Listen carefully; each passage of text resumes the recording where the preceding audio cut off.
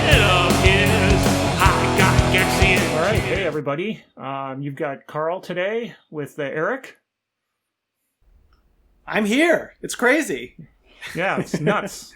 So we've been talking and just carrying on, and thought there would be a great topic related to player agency. You know, what is it? Why it's important, and look at the different parts that players play in the narrative, whether it's backstory, whatever it is. And I thought Eric and I would have this conversation because it really takes two people to, you know, get some ideas. Have a conversation.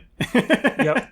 To have a conversation. Yeah, and this is definitely different than our usual. Usually, when I'm with you, we're doing like deep dive into some rules stuff. This is definitely more of a just like general RPG etiquette, I guess, expectations. And I think you're definitely hitting it more from the GM side, because you GM about what, like you think 80 to 90% of the games that you are involved mostly. in. Yeah, for sure. And I'm a player in like 80, 90% of the games I'm involved in. So, you know, we're kind of taking it from each side. I think so. I think this will be a good way, a good perspective to come at it. Sounds good. All right. So let's get into it. The first thing. So yeah, what is player agency, Carl? You brought it up. What is it? It is the concept that a player gets to make decisions for their character. They own their character, and they get to make the decisions for them, and for everything, right? For how they're feeling, what they're saying, what they're doing, the decisions they're making. And the flip side of agency, or when you don't have agency, is when somebody like the game master or other players are making decisions for you and saying, here's what you're doing, or here's why you're doing it, or here's how you're feeling. I'm a big fan that players should have agency. It's your character. Players, you know, you should be making all the decisions for them. So that's my definition. What do you think? That meet your definition? Yeah, I mean, it's definitely, it's kind of like what I think we're defining here, like what's okay for the player to define, and kind of, again, I really think it goes to expectations from the GM and the player and everybody at the table. So I think, it's definitely like, how much control should the players have? When is it good to give up that control? And like you said, like it's often about like the player kind of deciding all the bits about their own character, but obviously there's kind of like a line that where it bleeds over and it affects the other players. It affects the world. I mean, it affects the GM's world. So I think that's what we're kind of going to discuss here, basically, is, I mean, I definitely see that there's two different components to this. There's the backstory, and then there's like, you know, table play. So I think this will be good for us to kind of, for GMs or players, like, help define and help kind of deal with these issues. Yep. So let's talk about player backstories. I mean, that's the best place to start. Well, and that's the start of the game. When the players are first making their decisions on their character, about their character, and who their character is. So let's talk from sort of the player angle, your angle. What do you think about backstories? What are important? What do you think are some of the things that people should think about when they're doing that? So, I mean, backstories really begin like the game introduction, right? Even before maybe even a session 0, just kind of like, what's this game about? And there's kind of a caveat to all of this, because all players and GMs are different. But from a player side, like, I've just played with so many different GMs, where some will care, like, you know, way more about backstories and wanting to get your backstory involved in the story and having those narrative hooks. And some GMs really don't care that much, and you're more doing it for yourself.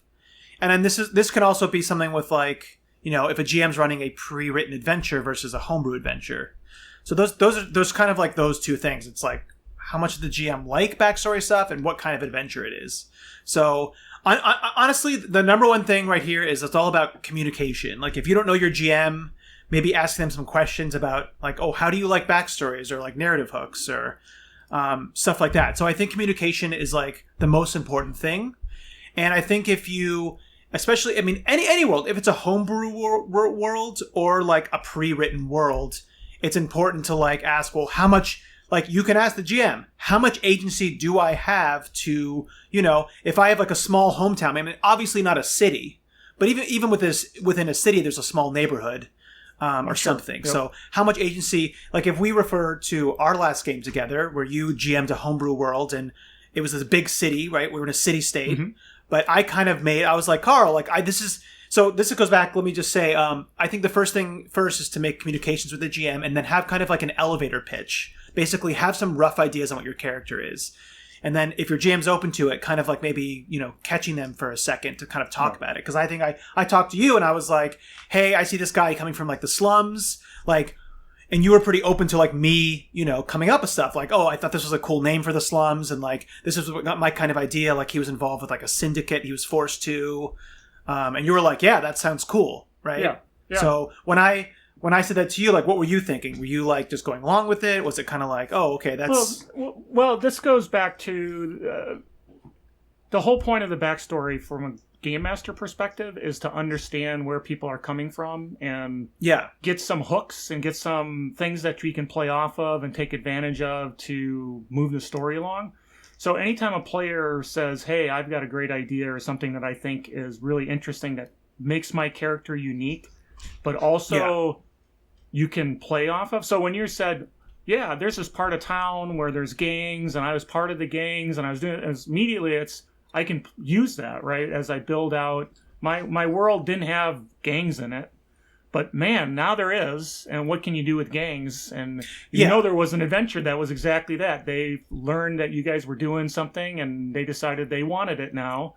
And suddenly the gang is rearing its ugly head. Never would have happened before if we hadn't had that conversation. But that goes back to, like you said, conversation is key. Really talking to each other and saying, well, no, here's the constraints. Can you live within them? Or there's no constraints, and let your imagination run wild. And that's where, like, you definitely have to, like, again, communication and knowing what the GM, like, how much the GM would give up control or not. I think it's always good if you're a player. This is now from purely the player side, going to the GM, be like, this is kind of what I was thinking. Like, what do you think about that? And then often, like, I've worked with the GM a little bit to be like, oh, this town would make sense. Oh yeah, I like that, but not like this. The GM will kind of maybe like change stuff and you have to be okay with that.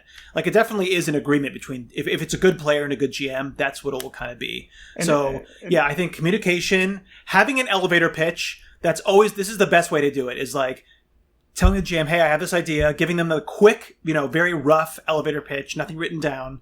And then also kind of understanding the expectations of the GM and of, and what your expectations are. Like, they should know that.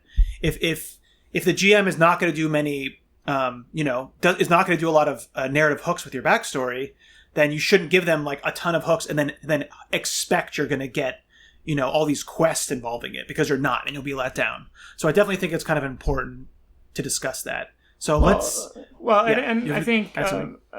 think going back to, you can't.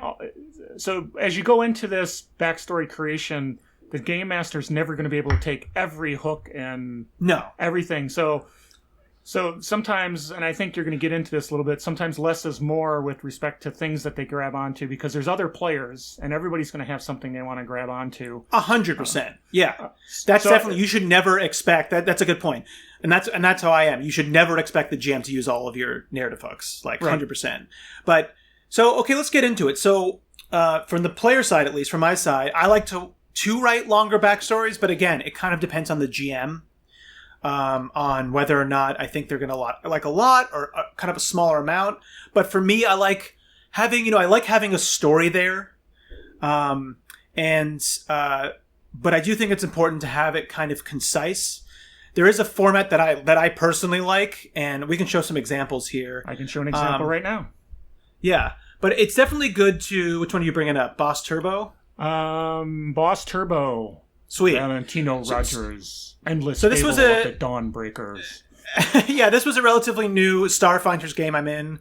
The GM of this game is I didn't really I talked to him a little bit, tiny narrative pitch, because he's the kind of GM that doesn't care that much about the backstory.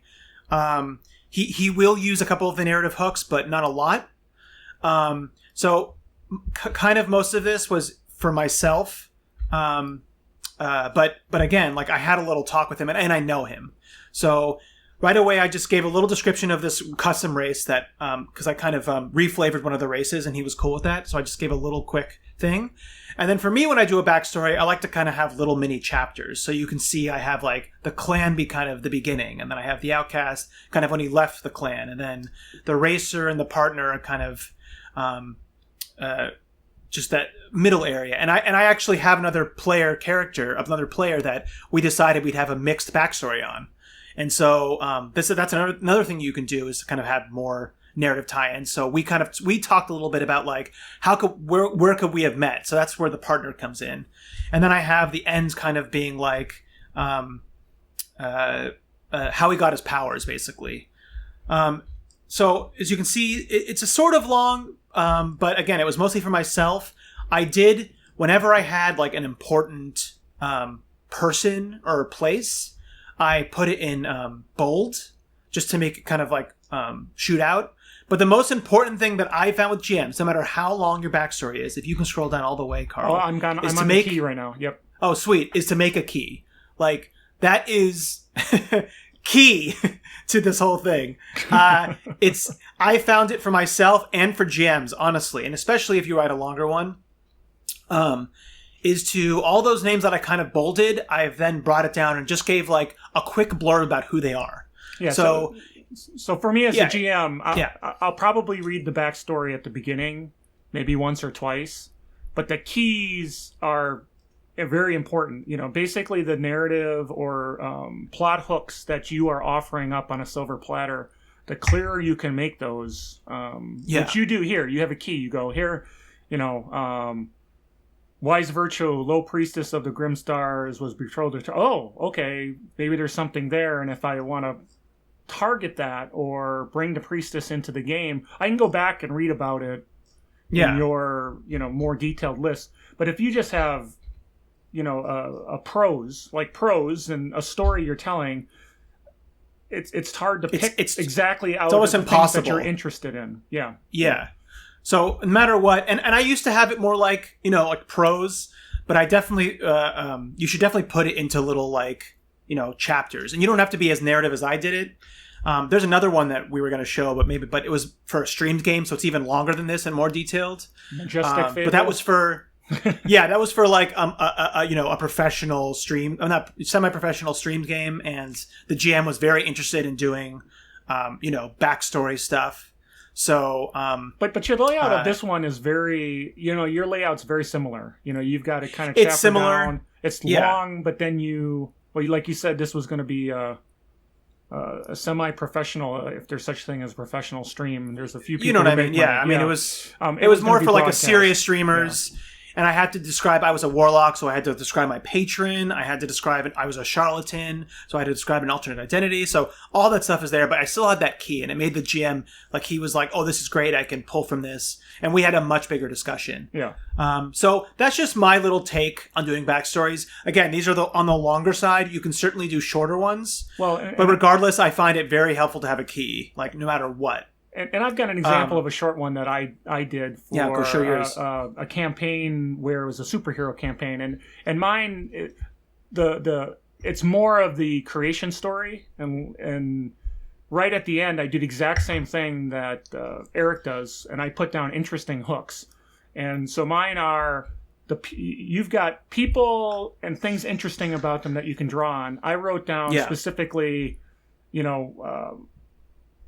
Like, for example, you were like, here's the hook. Yeah, here is the hook. As a GM, as a game master, I go, well, you know, why make them work for it? I'll just say, you know, is it possible that this could happen again?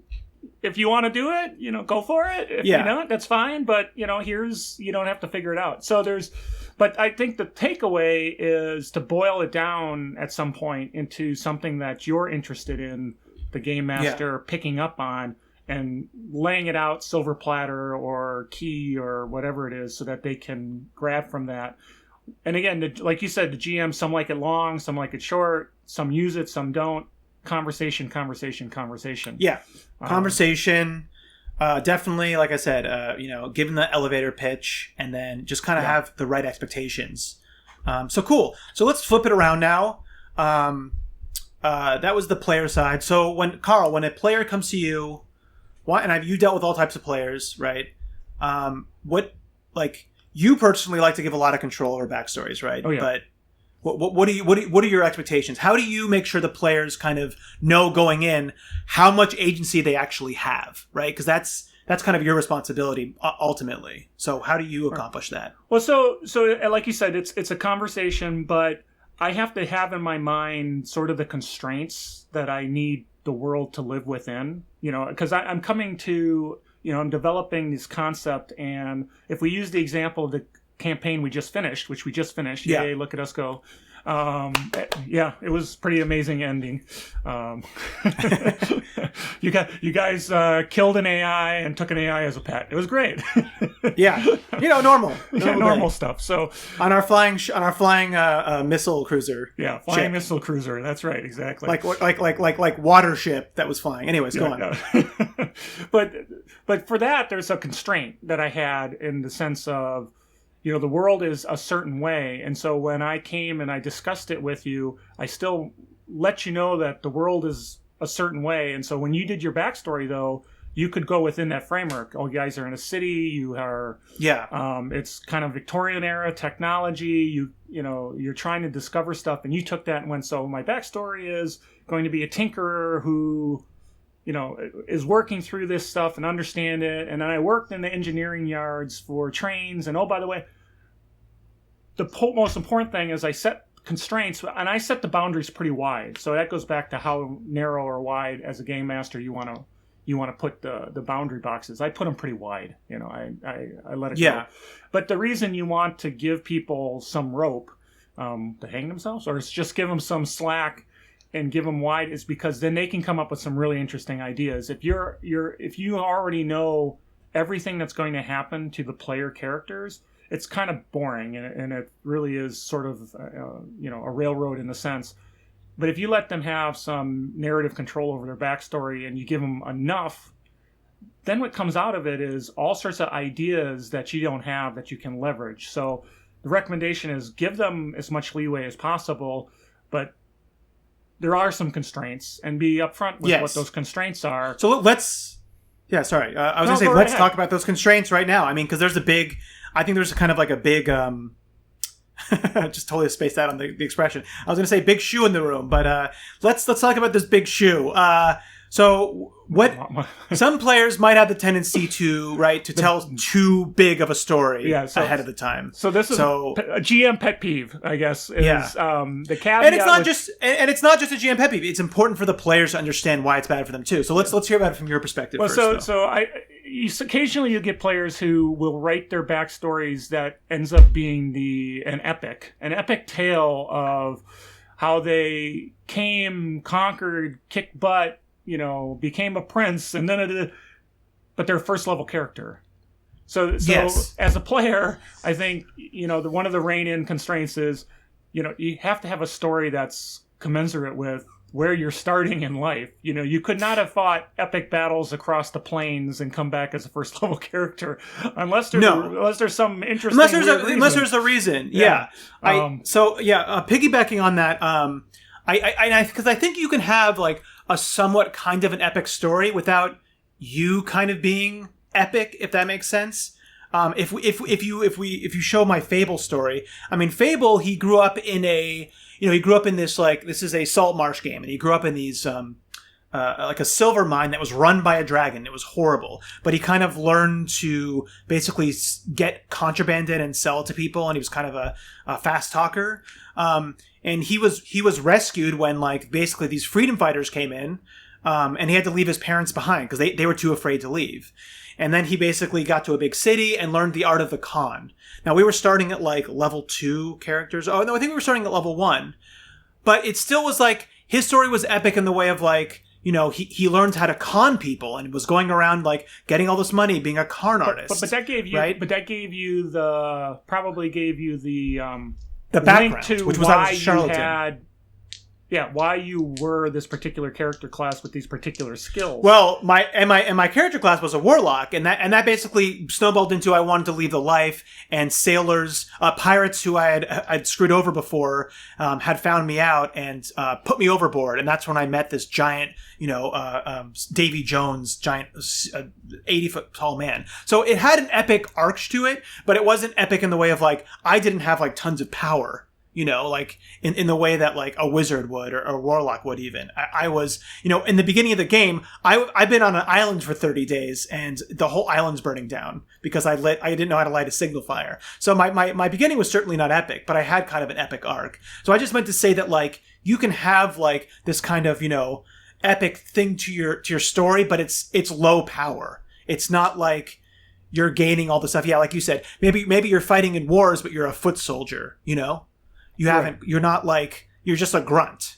So you can have interesting things happen to you, but not be... Yeah. I guess the point is you can have a great story if that story doesn't include the kind of hero growth that we're going to tell in our game, right? The whole point is we're going to tell about that hero's journey in the game, not as part of the backstory. I think is the key, right? It should be their backstory. That should be like the growth of what the skills they had getting to the point, not the skills that they're going to learn by leveling up. So 100%.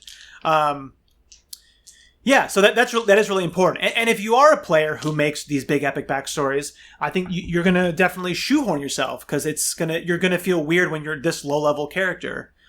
So it doesn't really help anybody. So yeah, that's definitely an important thing. But like you said, if there's a reason, like I had an idea for a backstory before where my character was a dragon, but he pissed off a goddess and was cursed to like start life over as like a level 1 gnome. You know what I mean?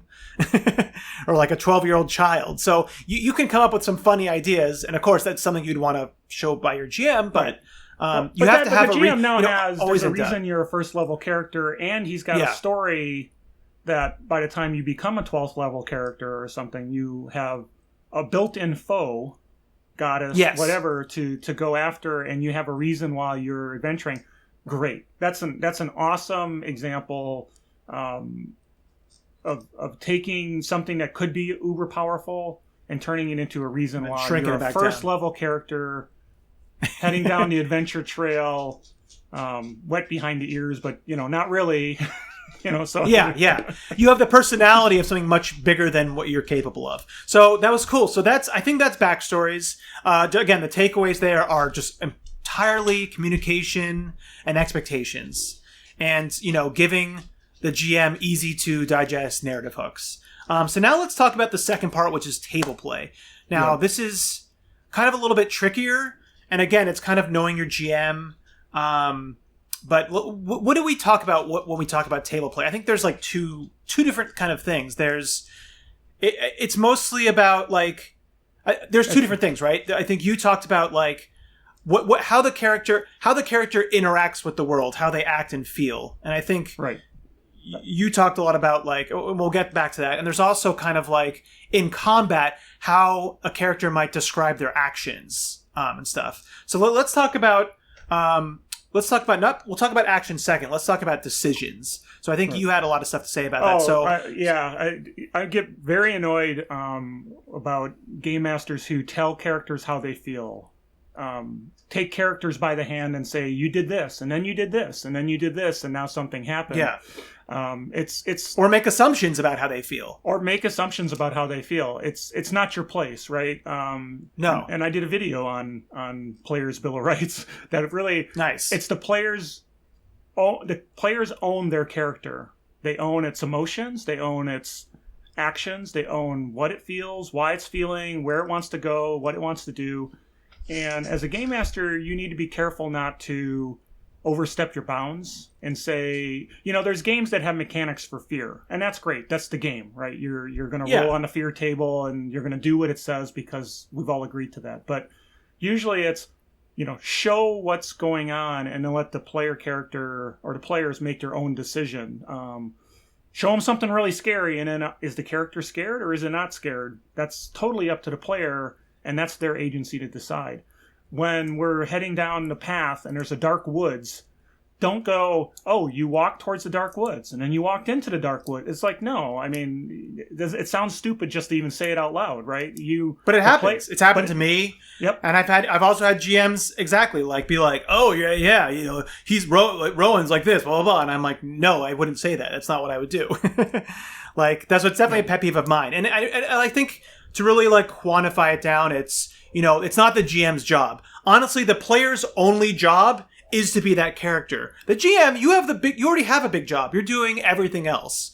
And, you know, the player on the other side, the player shouldn't be like, well, there should be he should have had a bag of gold on him, so I'm going to take a bag of gold. It's like, well, no, that's the GM's job, right? Is to say whether or not this person has a bag of gold. So, yeah, I 100% agree with that, Carl. Like, and yeah, no matter what, you should never do that. Now, if you think a player is not really role-playing, like, if you think, well, you would definitely, like, in this case, you really think, like, your character, like, wouldn't know this, like, metagaming, or, you know, you're kind of doing that because you have other knowledge, that's a little different. Metagaming's a little bit different, right? If they're kind of using, like, they're controlling their character with knowledge that their own character doesn't have. Well, yeah, that's not the same thing. No, that's not shit. agency. That's exactly what you said. That's metagaming, and metagaming is a completely different problem. But there's a blurry line there, right? I mean, there definitely can be kind of, they're related because you're using your player knowledge to affect the decisions your character is making. And remember, we're talking about character agency, player agency. So they're definitely related for sure. But and I guess what I was talking about it being murky is like, say we had Savage World, say we had like a phobia of, you know, he had a minor phobia of something, and you were like, hey, like there's something that's like similar to your phobia here, like, and the guy's like, I don't care, I'll just walk in. So, you know, if a player's acting a lot like that, that might be something that you kind of bring up, like, you know, oh, he just wants to like, you know, get into combat, is not really. Like, that's when you kind of, maybe, if it's happening over and over again, that, as the GM, you don't do it in-game. You, like, after the game, you might message them and be like, hey, I've kind of noticed this. That's the old saying, you have an adult conversation. Exactly. You sit down and go, hey, you know, and you may even talk about that hindrance isn't the right hindrance for you. And tell the player you're not getting bennies, right? Because you're not playing your hindrance, and so you're not getting bennies for playing your hindrance. This is not just Savage Worlds, but yeah, that's a good example. But that's an example, right? You brought that up, an example. Yeah. But even in other game systems, they have a similar issue. You're not, you know, you tell them straight out, you're not getting rewarded for playing to your character, right? Yeah. You know, the whole it's just like, it's not always success. Sometimes failures are more fun, and you get something more out of it. It's just and it's in a conversation. And if the player doesn't want to play their hindrance or play their negative, it's just the way it is. You know, that's how they feel. That's how they feel. I get it. And you don't invite them back, or, you know, if it gets to the point where they're being disrupted, that's one thing. But yeah, it's definitely like something you have a side conversation with. You don't do it at the table. So yeah, I think that one's probably that one's an easy one to kind of wrap our head around. Is that the GM should definitely always respect kind of what the characters are going to do. But then there's always the line of now. I think this also goes into the actions too. But as a player, let's flip it around a little bit. Maybe if I think, you know, like I said, my job was to do what my character thinks, but maybe I might have an idea that like, oh, I think this would be cool if this was here. So it's not something you should do all the time, but it's never a bad thing to ask the GM a question like, hey, what if this was this way? Like, or wouldn't this be cool if this was this way? So, you know, you shouldn't overstep and say something that outside of your character is a certain way, but if you think that it might be like you had a good idea and like your character might have fun with it, you can always throw it to the GM and be like, hey, I had this idea. Well, right? and as a GM, you're imparting your world's information on the players verbally. So there's only so much dynamic range you can provide to the players. It's not a full so encouraging the players, like you said, you know, you're in the bar and something's going on and you want to throw a bottle. Isn't it? There should be a bottle on the table, right? Yeah, of course there's a bottle on the table. Okay, I want to chuck it. Sure, why not? You know, I mean, the player has some, you know, capability of adding. It's the narrative, adding to the narrative, adding to the story, and there's nothing wrong, you know. But now, if you say, you know, I think you used an example when we were kind of prepping for this. I tear down the chandelier and I do this and I rip it apart and it falls down on them and captures them. And look at me. Whoa, slow down, Tex. First thing is there a chandelier in the room? Right? So, yeah. So, yeah, I definitely think the GM should be open to character input for stuff like that. And this gets into, like, the agency part. But, should be open to it, but not always allow it. But you should definitely allow your players to be, like, to have that freedom. Because ultimately, this is a collaborative storytelling. And the GM, like you said, can't do everything. So, I when I GM too, it's like I like to have input from the players. Well, and that's the yes and, right? The classic talk about yes improv. And or no but.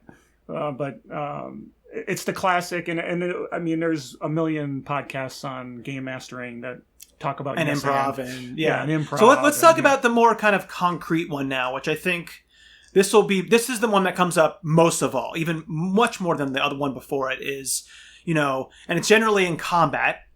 But describing player actions. Yes. Often the players, and this one I think is definitely kind of all the players are different. Some players are much more descriptive. Some players are not descriptive at all. Some might expect the GM to like fill in these blanks, and some might not expect the GM to do that at all. So it's definitely, there's a mix there. But when I say like actions, I mean, usually it's attacking. So the player, as a player, you should never, ever feel like you can't describe what you're going to do. You should never, like, I do this, and you should never be afraid to describe the flavor of your, like, abilities. And I always encourage people to reflavor, even if it's like 5e and it's the same old spell, reflavor it if it makes sense. Like, flavoring never hurts anybody. Usually. Right. 80-90% of the time. The nutritional value is the same. It just tastes different. Exactly. So flavor is something that you should never be afraid of. If a GM is so afraid of flavor, they're probably not a good GM, honestly. So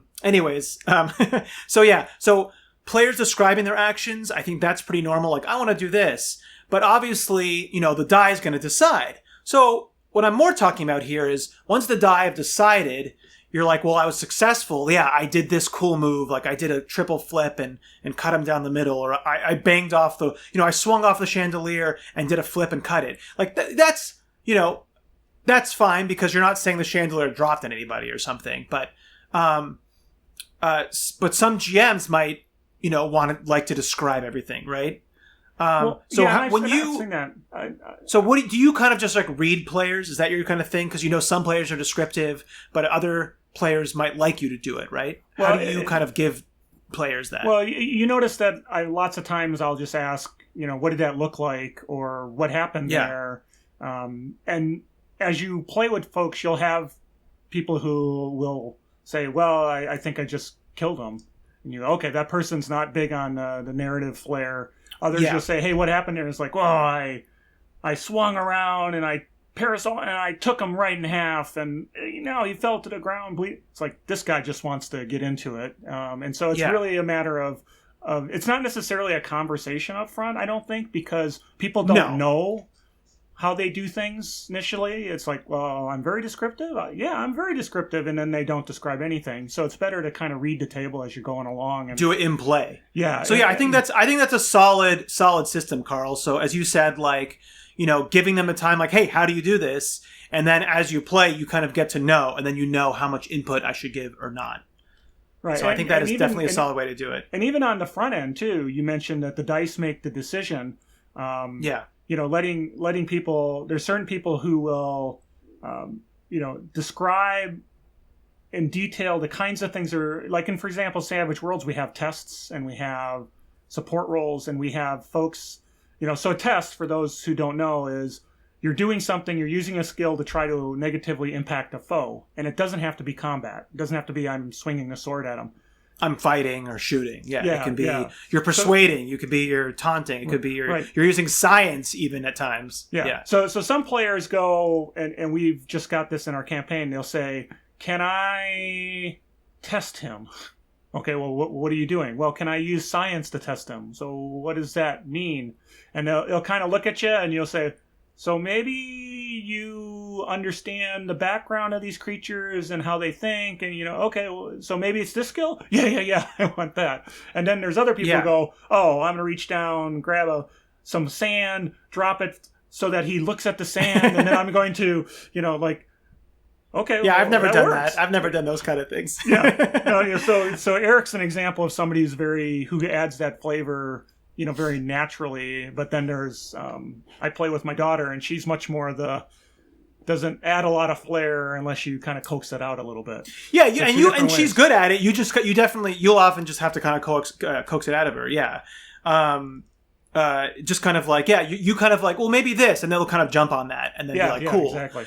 Or just kind of being like, well, how does this work? Like, you kind of have to break it down for them, and that gets their gears thinking. But I still never say or try not to go, well, that's exactly what happens. If you want something else to happen, it's your character. It's like, well, maybe you did this. No, what happened was this. Oh, absolutely, fine. It's your character. You have the agency, the result. As long as the result is the same and you're not changing the reality of the situation, it's like, well, I didn't miss because I told you this cool little story. And the cool little story might get you a bonus on your roll. There's a lot of stuff that you can leverage that narrative discussion to provide incentives to players that if they do something cool, that's cool. I'll give you a +1. Why not? Because it was a cool idea, and it should work better than a non-cool idea. So So real quick, just from the player side again, it's definitely because you brought up that I am a very narrative person, and like I have GM'd, of course. But so as a player, I do really like to describe my actions, and I often try to wait to see, okay, well, this is what I want to do, let's see what the dice does, and then I would still usually want to describe, even if I failed, like how I failed. That personally, I enjoy that a lot, and sometimes that's the most interesting thing. It's how did you fail? So, but I for sure, 100%. It's the best times. I mean, I can't. My character Fable in your Cyberpunk game. I mean, that was some crazy successes and failures, just hilarious. But the failure I remember the most. The successes, those are awesome. Good. You're cutting people in little pieces, but that failure when you were trying to impress the rock celebrity, star, the super celebrity, by doing a wheelie stand on the front motorcycle, and then fell, crashed through a set. I farted in the it was just because I critically failed. Fail. Yeah, it was awesome. That was awesome. I remember that. But yeah, for sure. But as the player side, I found GMs because there's a lot of GMs who maybe.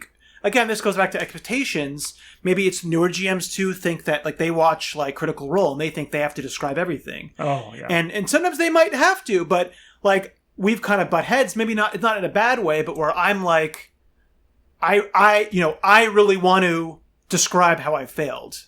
I enjoy that as a player, and I do think that if a player wants to, you should let them.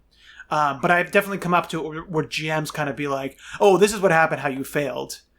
And of course, sometimes it's good for them to do it. I don't do it all the time, let them do it, but I like to. So I think as a player, if you're coming up against that, maybe go to the GM again on the side and be like, hey, I really like describing my failures. If you can let me do it sometimes, that's fun for me. Just because I think, again, the players, this is all we have. Right? And we're our characters. That's it. Yeah. So. And the dirty little secret is if you let the players describe how they fail, they'll describe it worse than you were going to describe it.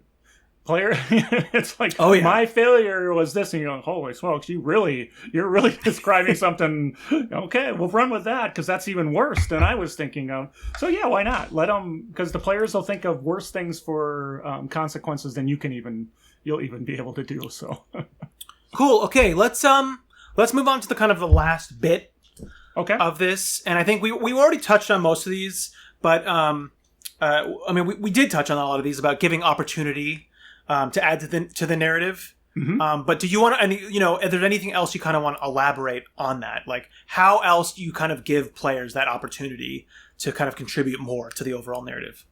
Well,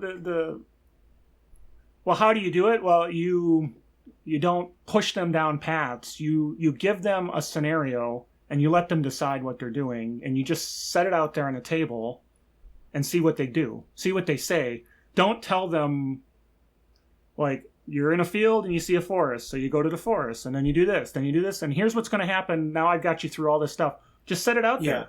You're in a field and you see a forest that has some darkness in it that feels like it's pulsating to you.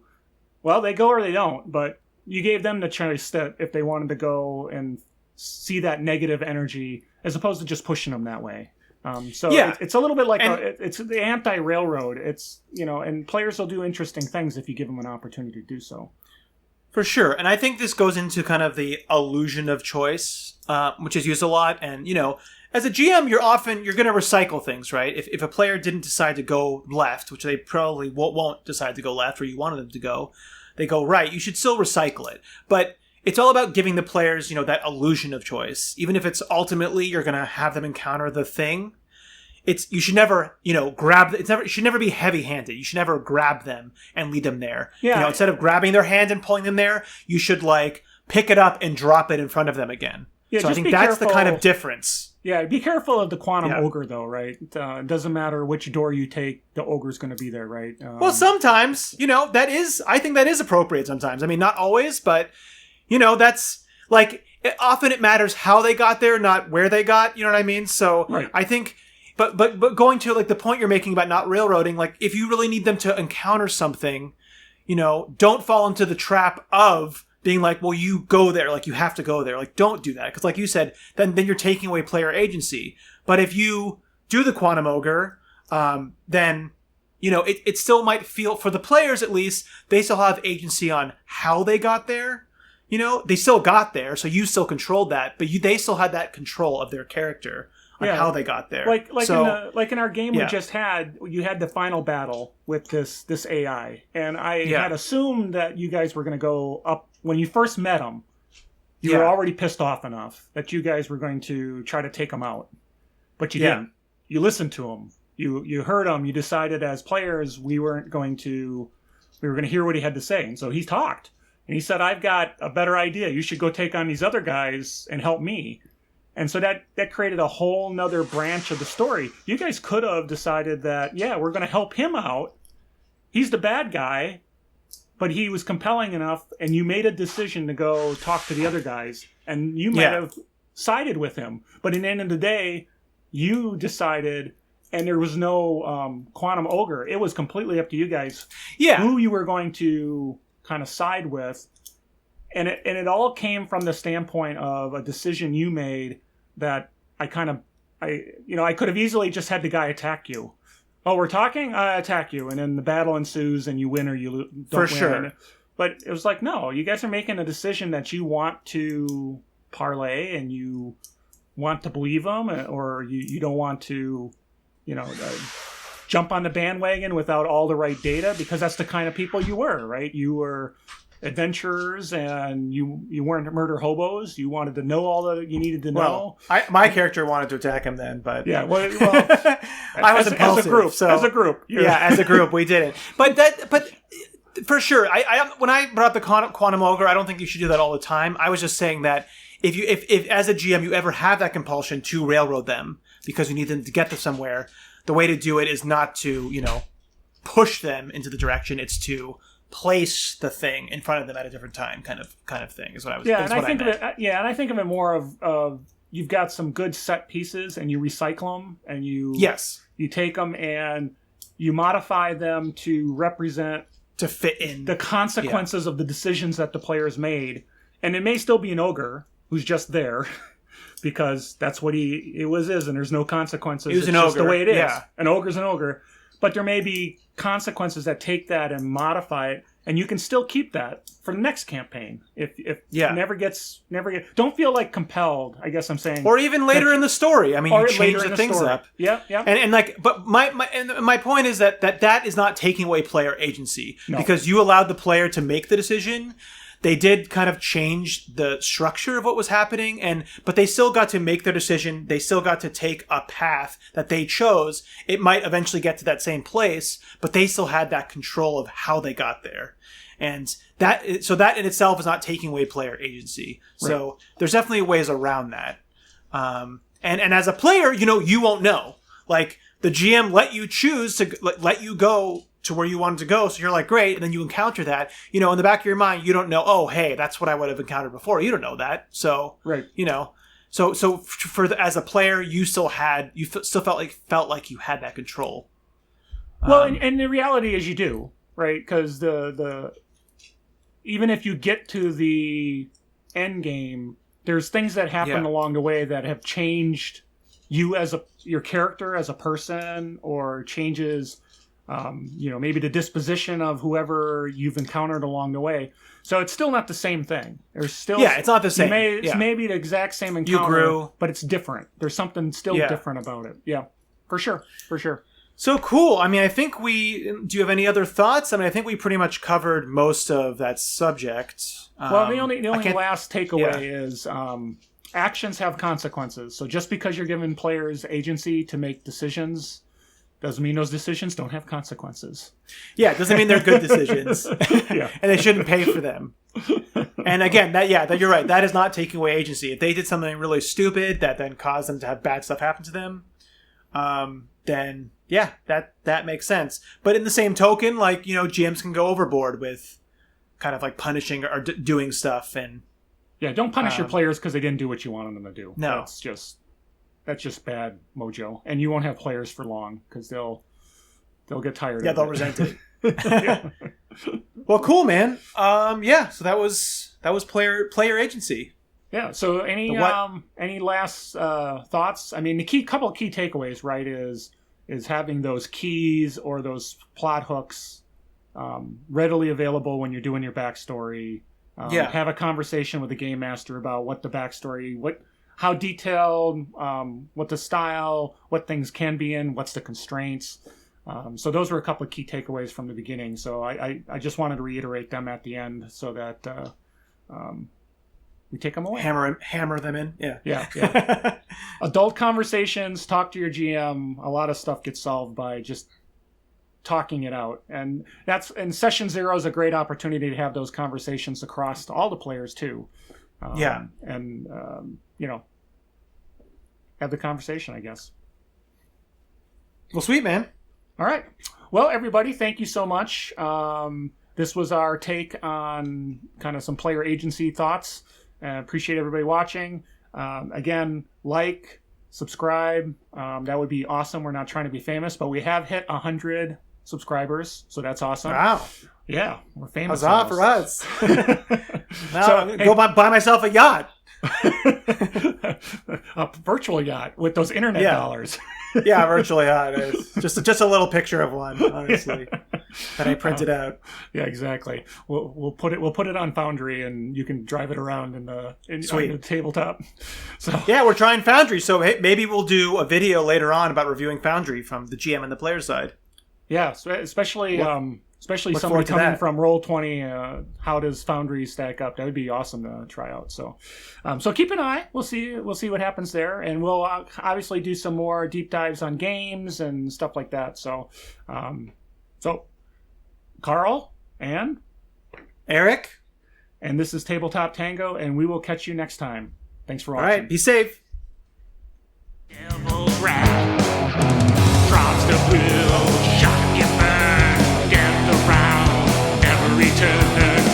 Way too many secret doors.